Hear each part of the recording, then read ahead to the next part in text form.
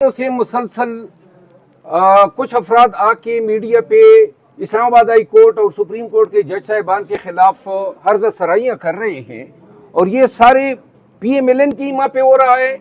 इन्होंने जब देख लिया कि एक आध केस में कहीं जाके इंसाफ हुआ तो अब अदलिया को डराने के लिए और 6 जजेस के खत से अदलिया को जो है पीछे हट जाने के लिए इन्होंने अब कल तलाल चौधरी आए, इससे कबल वावडा साहब आए। सुप्रीम कोर्ट ने घर से सुओ मोटो लिया हुआ है, लेकिन ये हम बताना चाहते हैं कि इस वक्त अदलिया जो है वो अपने एग्जिस्टेंस की तहफ्फुज़ के लिए कड़ी है। अगर आज अदलिया इसमें नाकाम होती है तो बहैसियत इदारा अदलिया का ये वकार के लोग इनके पास जाएं अपने हकूक के तहफ्फुज़ के लिए, कतई कोई नहीं जाएगा जब लोग ये देखेंगे कि अदलिया अपने वकार का तहफ्फुज़ नहीं कर सकती है।